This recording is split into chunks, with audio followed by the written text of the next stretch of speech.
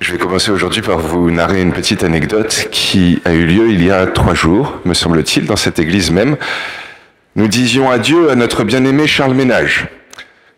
Il nous a quittés et c'était une magnifique célébration où, forcément, on y retrouvait des gens d'un peu tous les horizons.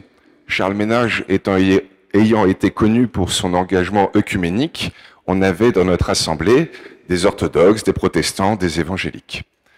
Et au moment de la communion, une protestante est venue communier. Alors bien entendu, je ne lui ai pas posé de questions, elle est baptisée, donc comme tous, elle a le droit aussi de communier. Mais elle avait un air dans le regard où, dans mon cœur, j'y ai projeté une forme de nonchalance, comme si elle y allait avec un certain dédain. Elle m'a dit un grand merci en souriant, mais un peu avec un air taquin. Et alors, j'essaie de me garder, de juger ce qu'elle avait dans son cœur. Son intention était peut-être tout à fait bonne et louable.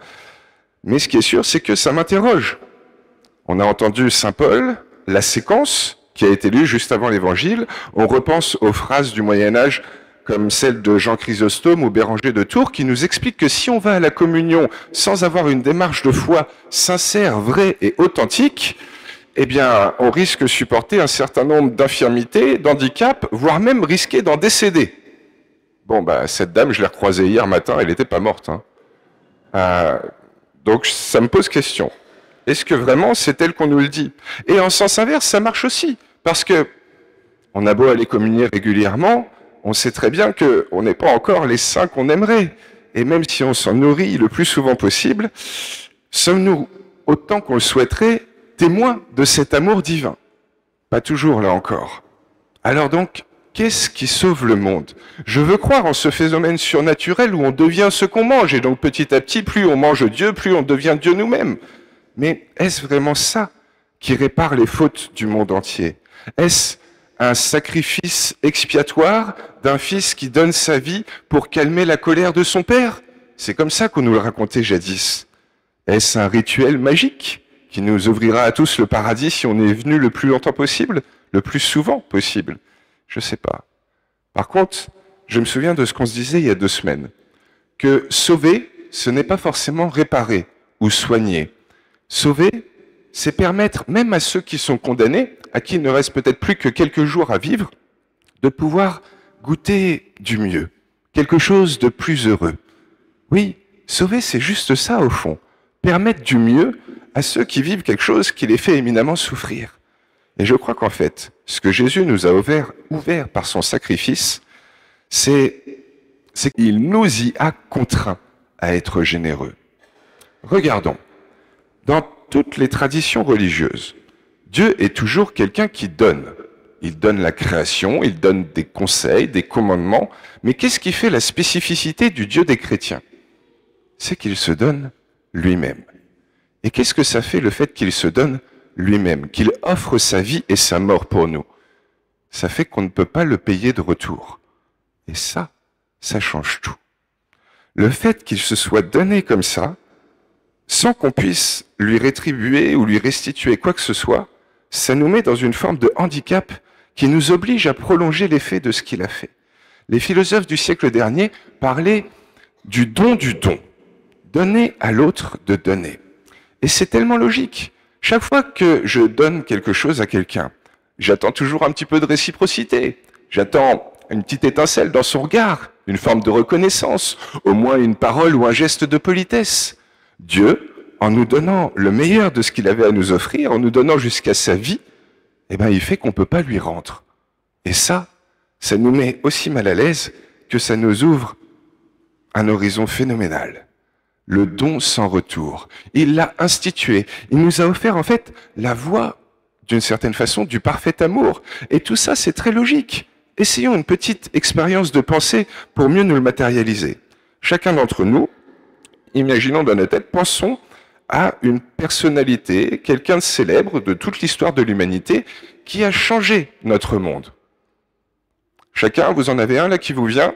Il y en a qui vont peut-être penser à Jésus, il y en a qui vont peut-être penser à Jeanne d'Arc, Aristote, Sainte Thérèse. C'est quoi le point commun entre toutes ces personnes? Elles nous ont transmis quelque chose qui a un peu métamorphosé notre monde. Elles nous ont partagé, légué un savoir, une sagesse qui nous a vraiment transfigurés.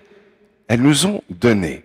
Mais aujourd'hui, le fait qu'elles ne soient plus là, et que nous, on ait été transformés par ce qu'on a reçu d'elles, leur poésie, leur philosophie, tout ce qu'elles ont pu nous partager de merveilleux, mais qu'on ne puisse pas leur rendre en retour, eh ben, ça nous oblige à le transmettre à d'autres.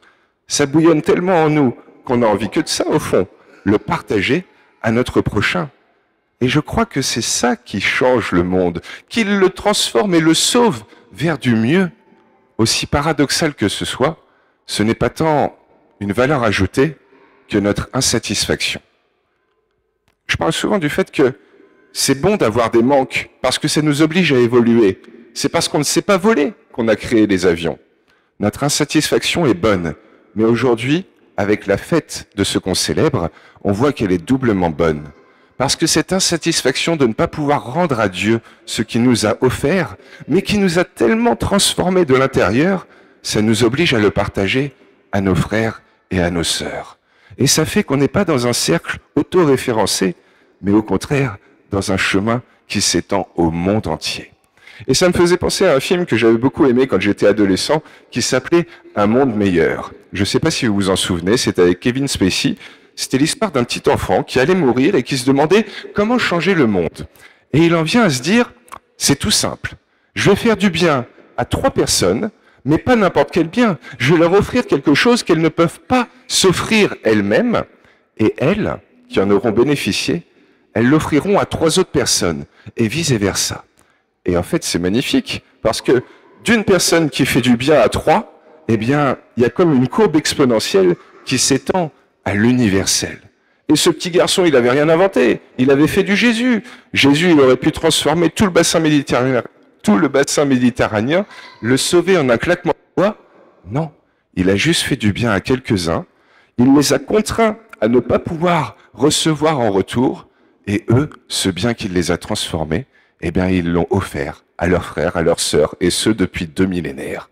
Oui, je crois que c'est ça qui réellement change notre monde, plus qu'un rituel magique ou un sacrifice expiatoire, juste le fait qu'il nous est donné sans que nous puissions lui rendre. C'est ça qui a transformé notre humanité. Et parce qu'on ne peut pas lui restituer quoi que ce soit, mais qu'on en est éminemment bouleversé en bien à l'intérieur, on en fait profiter nos frères et nos sœurs. Oui, je crois qu'il est là réellement, le saint sacrement, le don, le cadeau parfait de l'amour.